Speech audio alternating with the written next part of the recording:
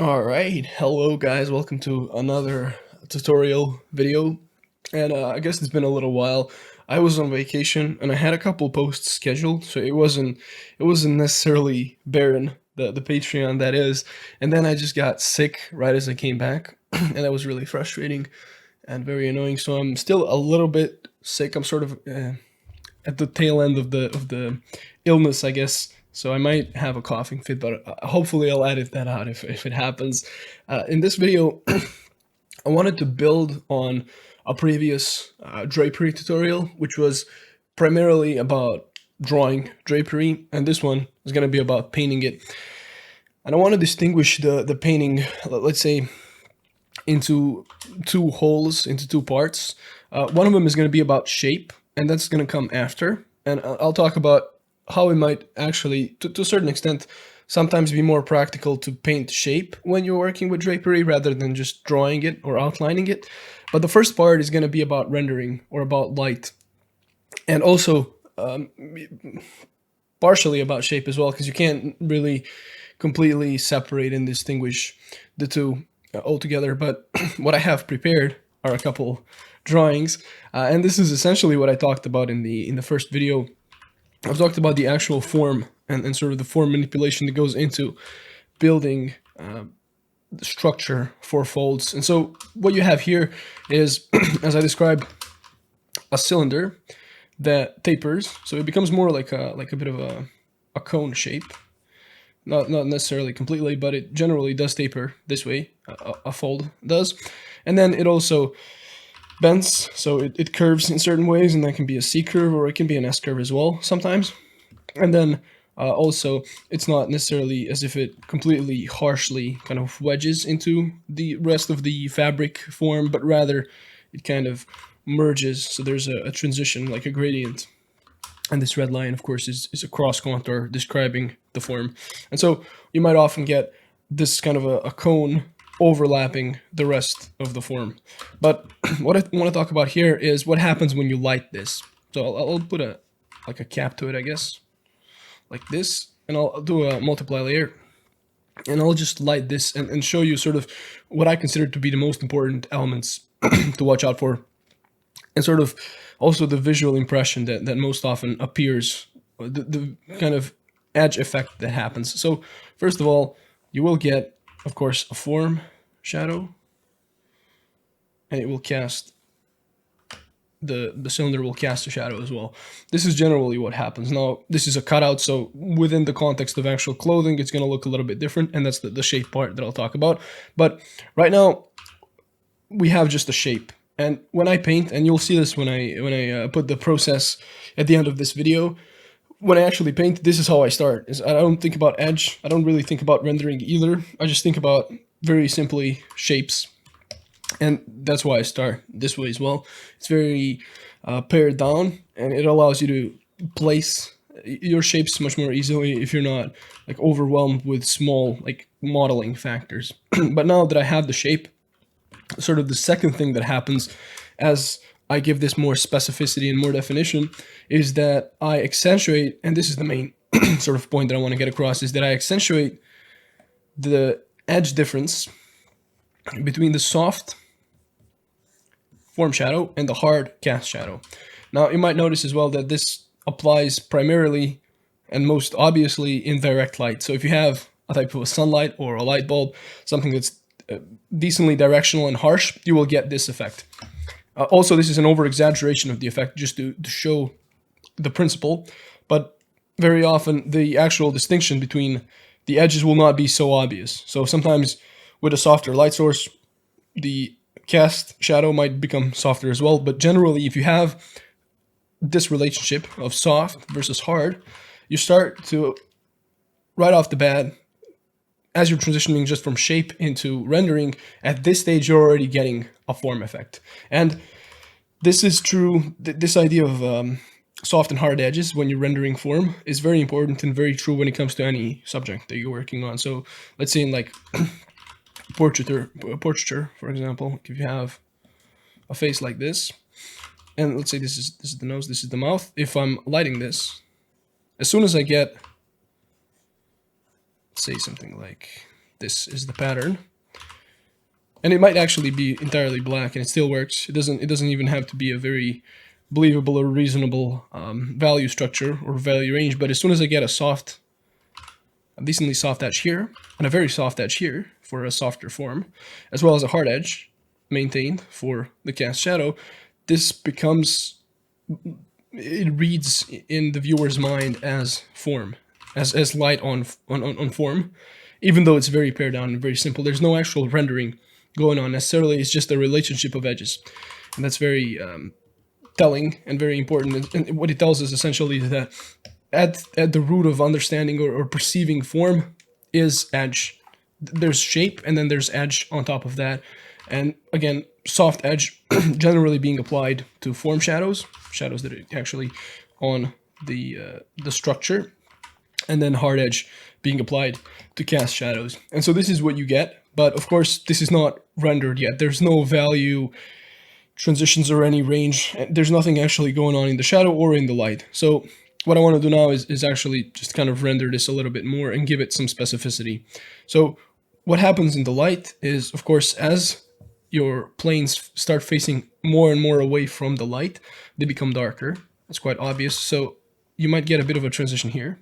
And that's not really the point. That's not really what I wanted to talk about. But of course, there will be halftone transitions in the light. That's just the same as anywhere else. But within the shadow, what tends to happen specifically is, because let's say this is some sort of rest of the fabric all the way around here, and it's being hit by light, what will often happen is that light will bounce. So it will come off here, and generally as it bounces, it's not going to hit this surface of the cast shadow, but rather the surface of the form shadow. So you'll get some sort of a fill light in there. And you can make it's sort of your discretion how intense you want to make it, and it also of course depends on the local value of the fabric. So if you're working with white, and I think I'll use some examples for some studies that I'll do in real time to sort of explain this a little bit further. I'll use white fabric, and you'll see this effect very obvious and very kind of exaggerated on white fabric, because the bounce light will come off of a white surface. If this was a dark gray, for example, then this bounce light would not stand out nearly as much. But then what also often happens, and it's sort of suggested here with the cross contour, although it might be even stronger, let's say like this, is that often there will be sort of a depression in between your folds. So it's not only as if the fold comes out, but the space in between the folds, the negative space, comes in more. And what that will do is create a crevice, a hollow, which won't get any fill light, or it's not necessarily going to get no fill light, but it's going to get less fill light than this general value that we laid in initially at the very beginning. And so what that does is it creates an ambient occlusion shadow. And so that will add a bit more value range to the shadows and to the rendering of the shadows. And so this is essentially the way that I look at any folds. And again, it bears repeating, and it's important to keep in mind that in reality, it's sort of similar to, let's say, how you learn anatomy and then look at a figure. In reality, you're not going to see this so obviously and so clearly, and it's going to be kind of hidden and obstructed by like anecdotal details, that specific small details that happen within any reference image. So it's sort of your decision and your task to a certain degree to filter this, and you can filter more or less and exaggerate this structure, this form idea more or less. And one other thing that bears mentioning as well, that I've talked about in the first video about drawing, is that the form itself may not necessarily always appear very curved or very cylindrical, let's say, but rather, depending on the type of fabric, the cross contour, the shape might be very similar, but then the cross contour might be very blocky. And this is another reason why, as I mentioned, in actuality, you might not see this distinction quite so clearly and quite so starkly as I've illustrated it here. In certain situations with more rough fabric, you might get a slightly soft edge here as the form kind of roofs. So there's a roofing happening in the actual planes, and it's not necessarily like a completely harsh edge, but the edge is much crisper, much less of a gradient is present than in this case. So there is a distinction, and part of this depends on the actual fabric as well as, you know, different situations. So different types of folds will also create, you know, slightly different permutations of this, but this is sort of the underlying pattern that I'm seeing and that I want to convey. And most people, when they encounter instructional content regarding the drapery, regarding clothing or folds, will generally see the sort of systematizing of different fold types. So like you have pipe folds, or you have diaper folds, or you have spiral folds, or half locks, and those are all sort of different situations. But I think at the root of all of them, in terms of rendering at least, there is this. So what happens then practically, and I wanted to kind of include a little bit of this, is as you have more folds, which you generally don't just have one cylinder kind of floating in like this, as you get more folds happening, the folds will tend to merge and sort of connect. So you'll get different shapes, and I've touched on this in the drawing video as well. But as two folds kind of merge into one, you get a Y shape like this. And then often what will happen is they will merge into one, but then very quickly they'll also divide again. So that might appear as an X. So those are sort of patterns to look for, a Y and an X. And that's sort of what I did here as well. Is often you'll get this kind of a bunching effect with either triangular or kind of rhomboid negative shapes, and then the shapes that sort of are around the negative shapes will form these kind of ladder patterns, either a Y or an X. And of course then, as I, let's say, go to render this, so I'll multiply here. As I go to render this, I'm applying essentially the same type of treatment to all of them. So again, you're not going to get this kind of a uniformity. There's going to be different sizes, different kind of fullnesses to folds as well. They're not all going to be equally as round. Some are going to be a lot flatter than others. But if I just apply a similar idea, of course at my discretion, so I have often reference as well, and I'm not necessarily only looking to create just repetition, but also some variety. But if I apply it, see that it works generally well, regardless of how many times you kind of repeat it. And so that was essentially the gist of what I wanted to cover, at least when it comes to the rendering part of this video. But as you would have noticed, I've also touched a little bit on the shapes as well. And the reason for that is, of course, as you paint practically, you're not, and this is why I laid in the shape here first as well, as you paint practically, you're not only just looking to render, but rather as you're placing and as you're blocking things in, you're generally seeking shapes. And so what I want to do now is I'll get a reference and I'll put it up here, and then I'll paint it with shape primarily, and talk about sort of the ways to look for these. But as I mentioned, quite kind of consistently, you'll notice that the shapes that you do encounter are some versions either like very stretched or actually very close to these sort of proportions, some versions of triangles and rhomboids. All right, so here's a reference image that I think has both some interesting kind of rendering examples that I'll touch on first, as well as some of the shape ideas. And you see that, first of all, just sort of looking at it, the visual impression of these shapes is not necessarily either the sort of Y or X pattern that I mentioned, or necessarily triangles or rhomboid shapes. There's a lot of variation that happens, and I think that's maybe even more why it's even more important to consider some pattern to grasp at, right? And then the pattern modifies very much, but it's still present. And again, I want to talk about the rendering first. So I'll draw this out. And when it comes to rendering specifically, it's also, I think it's more geared maybe towards drawing than necessarily painting. Whereas if you're painting more sort of impressionistically or more with shape, then you don't even necessarily have to draw. And of course, you can render only with shape. You don't need an underlying drawing foundation necessarily, practically in the process. But if we look at all of these, pretty much they're essentially just these type of very small cylinders. And the reason why they're small is because the pant is pretty tight, so there's not a lot of excess fabric to create large forms, but they are cylinders, and you notice that they do tend to change in size or change in thickness, so they do taper. And you also notice that they, of course, generally don't tend to just wedge harshly, but rather have transitions.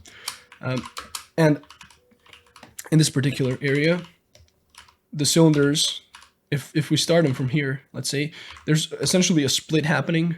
So it splits into two other cylinders pretty much, but they're very close together. So there's a specific kind of shape happening. You'll also notice that this whole cylinder form is deeper than the other ones. And then the one underneath it is a little bit less deep.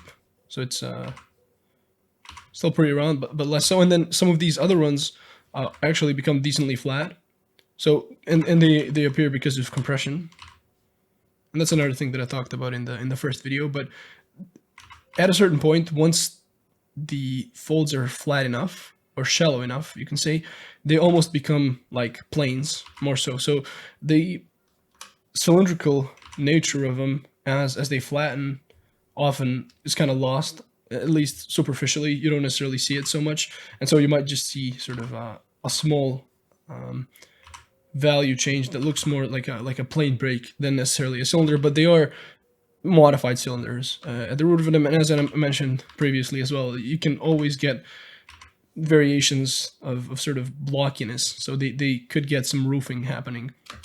But in any case, once I sort of lay in the forms and I go to paint them, and I think I'll just use a very dark value here because the shadows here are very dark, you'll notice that almost without fail, even though the resolution of my reference is horrible, there is a pattern, and if I just apply that pattern reliably, and I really like to use the lasso tool for this, because it's decently difficult to get this type of tapering effect with a brush unless you have some size dynamics, unless you control the size with the pen pressure. But I prefer to work with it this way. What you could do as well, I guess practically, is you can paint strokes on a separate layer like this, and then you can erase in, and that can often give you a bit of a nicer kind of more painterly look. So I think I can apply maybe some of that here. But these are all very elongated kind of triangles, actually, the shapes of them often. And that happens because the folds flatten. So the fold is thicker here and it's very flat here, and then it fades out. And because it's so small here, the cast shadow just becomes smaller and it's bigger on the other side. So visually it appears as a triangle. So I can use a mixture of painting in and out as well as the lasso tool. But if I'm happy with the shapes, if I just lay in the shapes themselves, and I lay them in with a decent degree of harshness, I have the hard edge. And that's another important thing as well when it comes to shapes. So I'm sort of talking about both shapes and forms now, I guess. But when you're laying in shapes in general, regardless of what the topic is, it's often a very good idea to start with a hard shape that has a good specific character to it, rather than a soft shape, because if it's soft, it's more difficult to give it sort of a recognizable design. And then once you design the shape with hardness, you can come in, as I'm doing here, with softness on top, and actually either give it a texture if you're looking to do that, or give it form, perhaps. There's multiple reasons why you would soften an edge, but in any case, the underlying hardness kind of shines through and shows in the final. That's not necessarily too applicable here because I still have a hard edge on one side, but it's just a sort of a side note to keep in mind. And you see that just that, the hard edge against the soft edge, gives me a pretty believable sort of form read. And then what I could do as well is lay these in, and these might be a little bit lighter. And when it comes to them, the distinction, as I said, because there's roofing happening, the distinction between soft and hard might, and because there's not a cast shadow as well, that distinction might become a little bit less apparent. And I'll touch on that. Maybe I can touch on it right now. So all of what I was talking about with the sort of edge pattern applies primarily and almost exclusively, I guess, to directional light. So if you have sunlight, as in this example, then there will be strong shadow shapes and the forms will cast shadows. But if you have very ambient light, like something like this, you can see that the forms, even though they still show the cylindrical nature, and there are still shapes, they will often lack a hard cast shadow.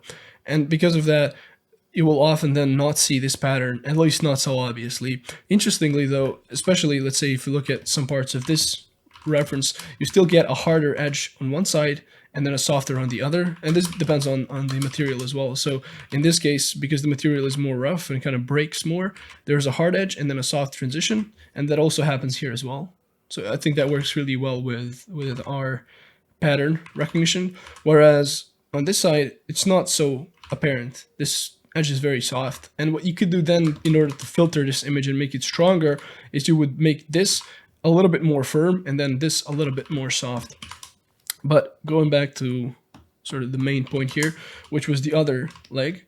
Now, if I'm laying in the other leg and I'm looking to do it entirely with shape, just to paint it, I would start with just the silhouette. And the reason why I'm doing this differently is to sort of demonstrate, I guess, the fact that there's multiple approaches that work, as well as how I look at shapes. So the first thing that I want you to keep in mind, that it's sort of a, not necessarily an issue, but it's peculiar, is that this reference in this image that I'm painting, they're both shapes and forms at the same time. This is not entirely shape, and if I look at it as shape, I'm doing it for a practical purpose, but I also keep in mind and sort of have both ideas at the same time. Like I know that this is also a form. I still see them as cylinders as well as just shapes, like flat shapes on a canvas.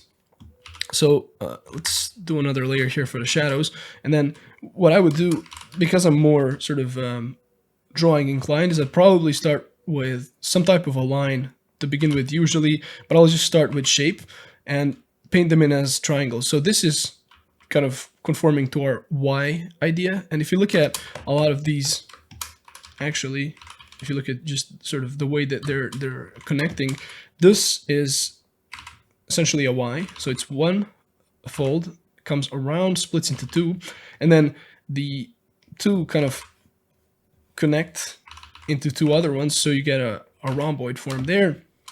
And then a similar thing sort of happens in here as well. So you get similar shapes, but the shapes are modified, so they're not literally rhomboids like this. They're skewed in different ways because there's different sort of compression happening. And on top of that, the forms themselves as well are not necessarily obviously cylinders. Sometimes they are, but here, like, these are very subtle cylinders, sort of like in this example here. Like the folds become less deep, and so they become less cylindrical, less obviously cylindrical, and it becomes less clear and less easy to catch these patterns. But they still do exist. And so that's sort of a compression fold happening, and that's where you most often see the Ys, in particular the axis as well as the rhomboid shapes. But you see it all throughout. So this is another part of the compression, and it's a much smaller fold, but there's a Y happening there. And then if you look at this is like a double Y. So there's a Y there and then another Y sort of connecting all together, which is very interesting and very unpredictable. And I think it happens because of this little jewelry piece. So it sort of carves a space for itself. And then if you look at these other ones as well, again, they are very modified and they look very, very different from what you would like literally expect. They're not literal, but still, this is a Y connecting. And then this as well, if you look at the sort of shape or how this darker shape is created around it, this is also a type of a Y. And then there's some things that are just wild cards that you can't predict. Like, yeah, these are cylinders, but then there's some shapes here. There's some kind of wedging and plane breaking that happens that's very difficult to predict without reference. And I'll touch on this a little bit later on, but I just wanted to sort of analyze that briefly before actually going to painting it. And so, as I mentioned at the beginning of the video, sometimes it's a bit easier to actually paint than draw, because the shapes, I think, or outlining the shapes and finding the negative shapes can sometimes be a lot more, I guess, tedious, as well as sort of disconnected when you're not painting. When I'm painting, or I guess when I'm drawing, I'm looking at the shapes themselves most often, and it's a little bit more difficult to get my mind into looking at the negative shapes, the shapes around the shadow shapes. But when I'm painting, I can paint both, and because of that, it becomes, I think, more approachable. And this is not to say that you should avoid drawing. It's sort of to say that doing both and having, you know, some studies that are more drawing heavy, drawing focused, as well as some that are a bit more painting oriented, where you look at shapes more, is the best approach. And that way you'd ideally get sort of a nice blend of both. You sort of become more versatile, because even if you're very drawing heavy, which I think I'm pretty drawing heavy, and that's what I'd suggest for beginners as well. And I have videos on Patreon where I talk about like how important it is to get good at drawing first. Even if that is still the case, you will need to paint at certain points always. Like, you'll need to modify your drawings as you paint often. So it's very helpful and very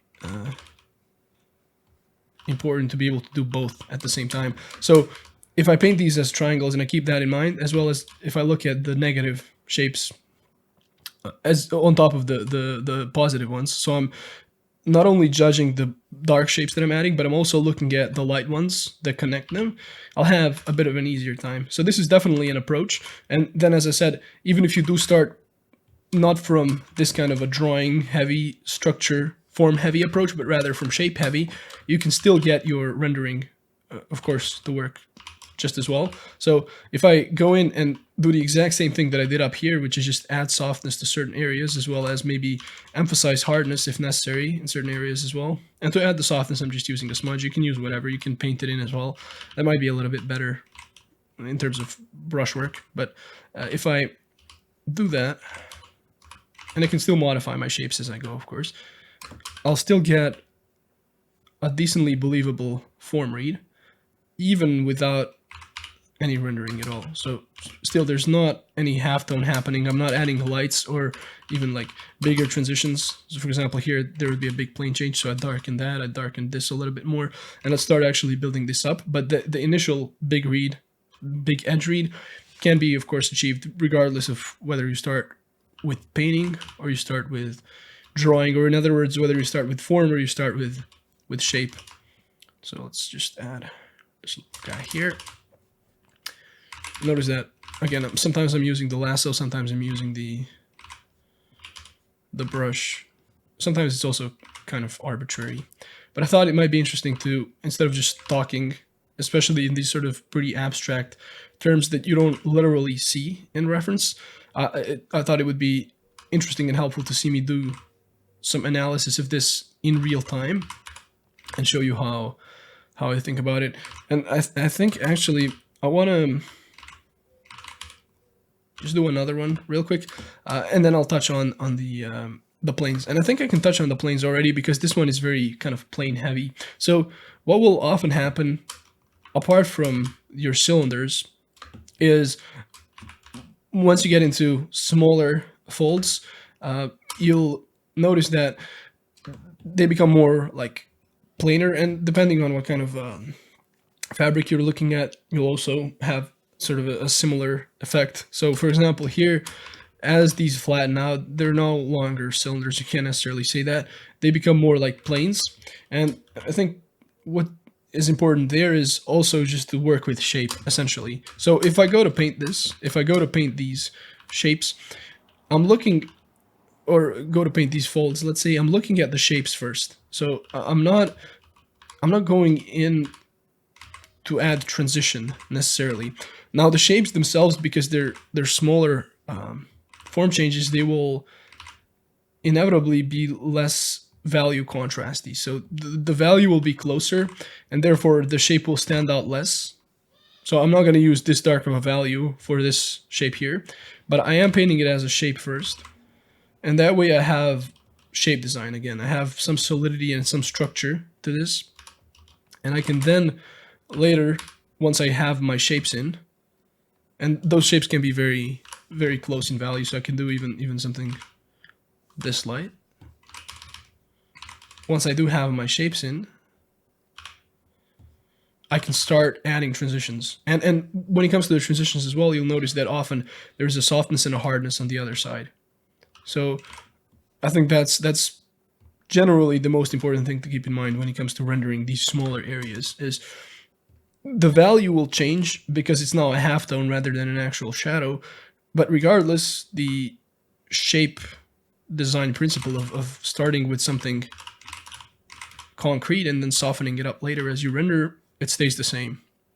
So let me do this just real quick to sort of show you, I guess, another way in which you could do this.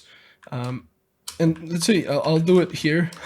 I know I picked like the worst possible sort of resolution images, but it's not necessarily a bad thing either. Because sometimes when you work with low res, you can sort of invent things, and you can even disregard certain things as well a little bit more easily, just because you literally can't see them. But in this case, if I want to work with shape, let me just sort of clear up the shapes here. What I could do is, instead of adding the shadow shapes, I can add the light ones, and that can actually become or be more approachable and a little bit easier. It can lend itself better to painting, because the light shapes, especially when you get into compression, when you get into form kind of pressing against itself like this with gravity and bunching up, the light shapes are usually sort of cylinders, or I guess you can say rectangular, kind of long rectangles that sometimes, again, taper, but it's easier to paint them often than it is to paint the dark shapes. So what I would do here perhaps is literally go in like this and just draw the shapes of the light, and they would give me the shapes of the shadow, almost like for free.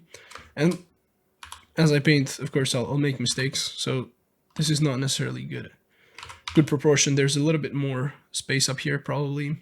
And then once I lay this in, I could also come in and start rendering the same way that I did. And as I touched on a little bit previously as well, if I don't have direction light, I can still notice these patterns of soft and hard. So for example, here I can have a very soft transition up above and a hard one below, and then in here I can get my shape in for a start. So it might look something like this, which is also, if you notice again, a type of a Y shape, but I can get that shape to work for a start. And then in order to render it, I can just add softness. And notice as well that all throughout, as I've been painting this, I was just starting with the base value in this case, or you can start with base color as well, of course, and adding shadow without necessarily adding light. So you can of course then add light to these, but the main sort of thing to watch out here is not to overdo the value range. So you have to be very careful when adding light, especially because often folds will sort of they'll be on limbs, of course, because it's clothing, and the limbs themselves are generally going to be pretty vertical. So the light is often going to be very tall, is going to be somewhere above. So often the sort of form will be in halftone, and if you go in and if you add too many light and shadow shapes, then you can sort of run into a bit of noise, and you just have to be kind of careful with that, and to only add light where it's really like obviously light. So I would rather in this painting, as this whole arm is facing more above. I would rather add light there than necessarily here, because this might ruin my grouping, and this might actually give me some information about the big form. And that's actually, I think, the last thing that I want to mention, which it should have been the first one. But I want to also mention the rendering underneath, I guess you could say, or the form underneath. And the underlying form is something that I've also, of course, mentioned in the drawing video. And what it is, or what the idea is essentially you have cylinders pretty much that are limbs, and that's also the body. So the torso itself as well can be simplified as a cylinder, and the limbs, much more obviously still, can just be cylinders. And you also have anatomical landmarks on top of these cylinders. Let's say you have anatomy and you have also bony landmarks, and these will often show through in the sort of final rendering of the clothing. And the sort of issue of rendering folds and drawing them as well is not necessarily the folds themselves, but rather how they interact with the body, and showing the body through the folds, underneath the folds. And so let's look at a couple of the examples here, and just sort of show you what I mean. As I render this image, for example, this drawing here, I might over sort of emphasize and over focus on the folds themselves, and completely forget to actually include like the most important transition here, which is the knee. Like, first of all, as I've talked about in the original drawing video, all of these folds originate from the knee. It's literally like, if you see the value transition, the plane of the knee, and then the folds exactly appearing around that. So that's already very important in the structuring, the ordering of the folds themselves. But then on top of that, of course, when you put light on this, there's going to be a transition. So that would be equally as important as actually rendering the folds themselves, is that I go in and I get a big transition for the top and for the side plane in this case. So I might end up with something like this, and maybe even specifically somehow lighten the knee itself as a landmark. So there's an example of an underlying body or an underlying mannequin that still shows through and is very important. When you have situations like this, it might appear as if there's less sort of the body showing, but in cases where the clothes are very baggy, it actually becomes even more important to show the body.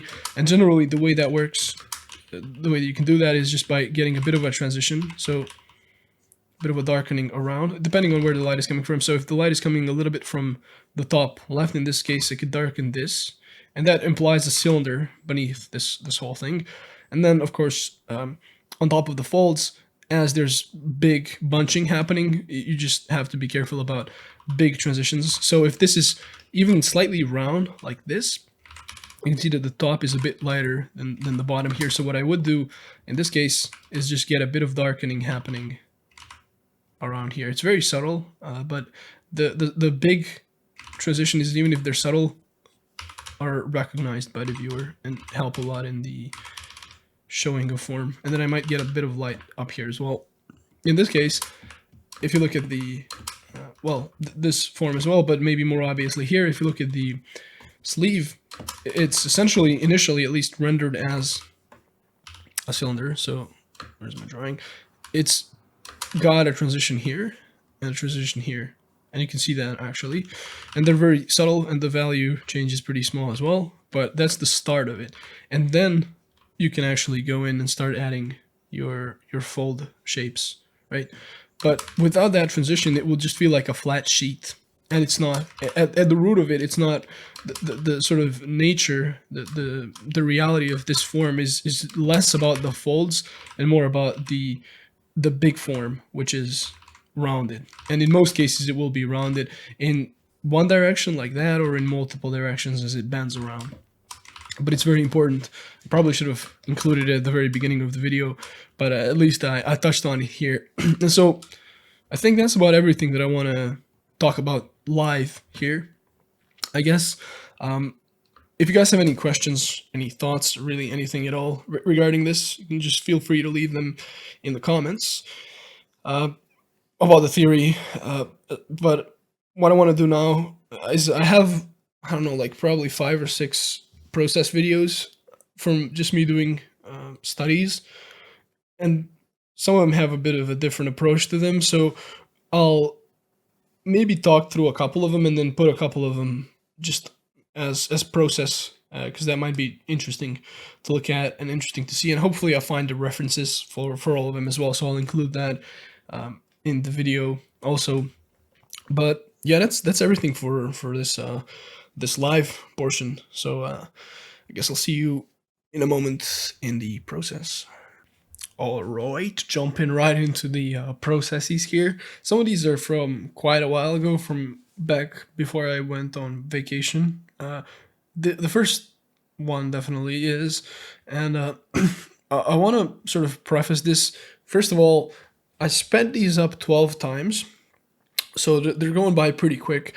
And if somebody's interested for whatever reason in seeing these in real time or seeing any painting process in real time, you can let me know. But I think you sort of get the sense of at least the big things that are taking place better when it's sped up. You can sort of see it zoomed out almost, whereas if it's real time, you're sort of seeing the minutia, the strokes themselves, which is not necessarily, I think, a bad thing.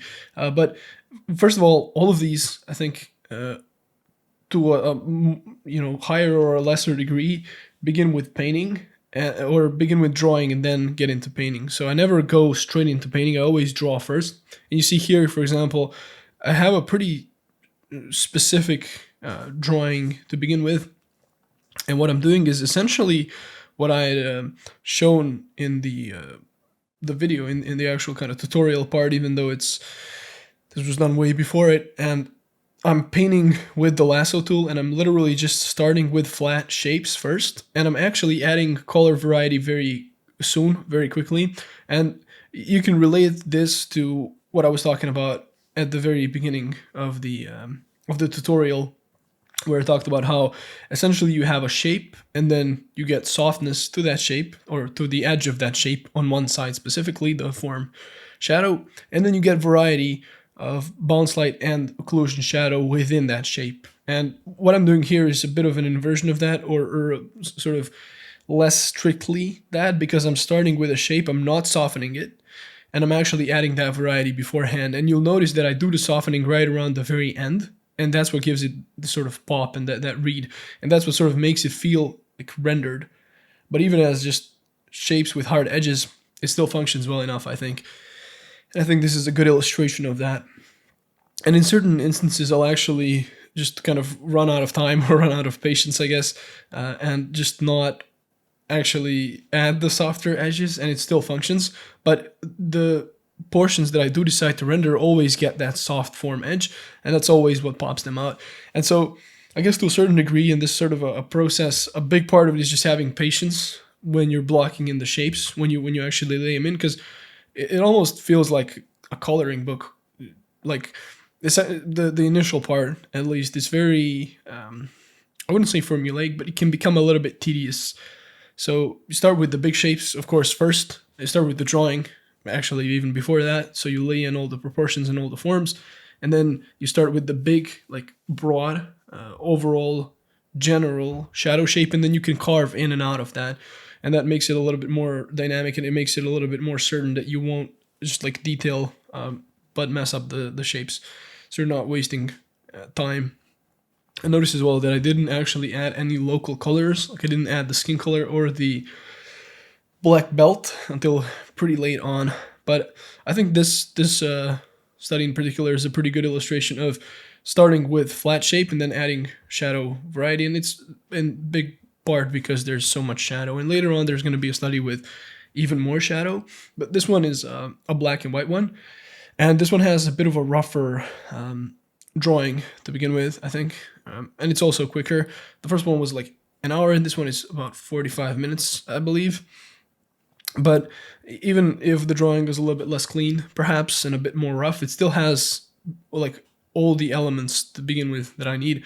And I'm still conceptualizing and considering all of this as cylinders. And what's, I think, helpful and important to talk about as well is that the big, I guess, difficulty in painting an illustration in general is that let's say like with folds, for example, these are both cylinders and shapes at the same time. So if you can't hold the two things at once in your head, it's going to be difficult to actually finalize and like complete the image, because both need to exist to a certain degree, and you can potentiate one or the other.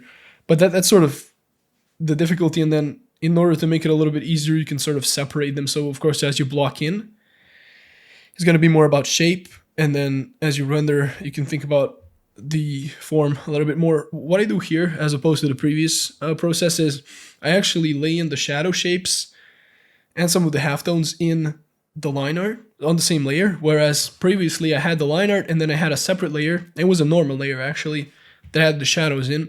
And so as a normal layer, I can manipulate it a lot more certainly, and I can be a lot more decisive with my colors. If it's a multiply, I can't actually directly choose my colors. And so what I do here, then after I lay in the black shadows, is I lock the layer and I lighten the shadows. And this is something that I've done in the previous process as well, except I was using color there, but it's almost the same thing, except I skipped a step in between here. And you'll notice that the certain studies that I do are going to be more sort of by the numbers and more segmented. They're going to have clearer steps, and they're going to reflect more of what I talked about in the tutorial, whereas some of the other ones are going to be a little bit more like freeform. And so even though they're not literally showing in the process the thinking is still, of course, there, and it's behind all the kind of rendering decisions that I make. Of course, all of these are from reference, but you still need an understanding in order to paint them. And yeah, I guess at this point in this particular painting, it's just going to be rendering. This one didn't have such big shadow shapes. It also didn't have such direct light. So you see that it's a little bit less concise, I guess you could say, because of that. I also did render the face, or paint the face a little bit, but this one is more about the little plane breaks. Again, because the shadow shapes are less apparent, because the light direction is less harsh, or the light itself is less harsh and less strong. But one thing you might notice as well is at the very beginning, I try to lay in the big forms. So like I try to darken the front of the torso there, and I try to maintain that darkening, because that's a big form idea, big light idea that happens based on the big underlying form, not necessarily any of the small folds themselves. You'll also notice in this one that I just either forgot or didn't really care to soften some of the edges. So for example, on that further arm, it's holding the cigarette, I could have softened that that shape on one side, on the form side, and it would have read a lot more three-dimensionally. But again, even as it is, just as a shape, it still functions well enough. And I chose to focus more attention on that closer sleeve. And a lot of it is, if you look at it also, if you try to analyze it with either triangles, rhomboids, or X/Y patterns, you'll notice that all of that persists and it's present in there as well. So I think this one is pretty much done. Yeah, so I don't really care to render these too much necessarily. And in a lot of cases, I'll care more about the drawing than the painting, almost. I talk about the painting, of course, the whole video is about rendering, and I talk about painting in terms of shape in particular, but the importance of drawing can't be like overstated, and I definitely don't want to understate it. See that here, I actually do a pretty tight line work, you could say. Like I do another pass of lines on top of an initial sketch, so I'm being very clear and strict here, and I'm thinking about form very specifically. The initial kind of sketchy line pass was more about shape, and then this becomes more about form.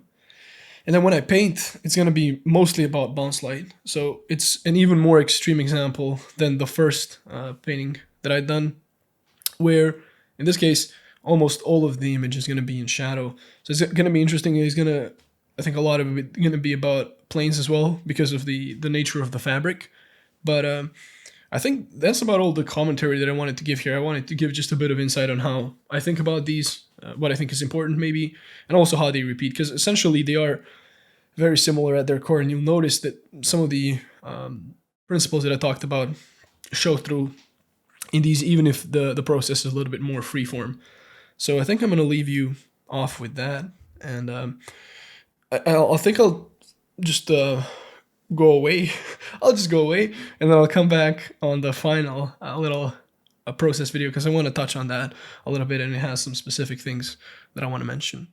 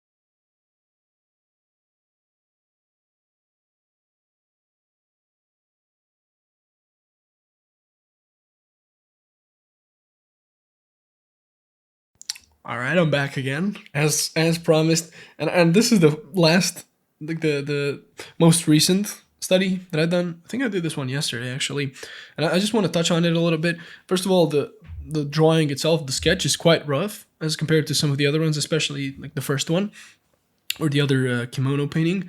And in this one, I kind of wanted to test the process that I did in the second process that I have here in the black and white one, the grayscale one. I wanted to test that with color. So you see that even though I have that sketch and I always start with the drawing because that's what I'm the most familiar with, I still get into light and shadow pattern very quickly. And you notice that it's all a bunch of these rhomboid slash triangle shapes. And there are certain sort of guidelines and things that they're kind of structured by that I talk about in the first video, but still, it's just a pattern. And so I lay in these patterns.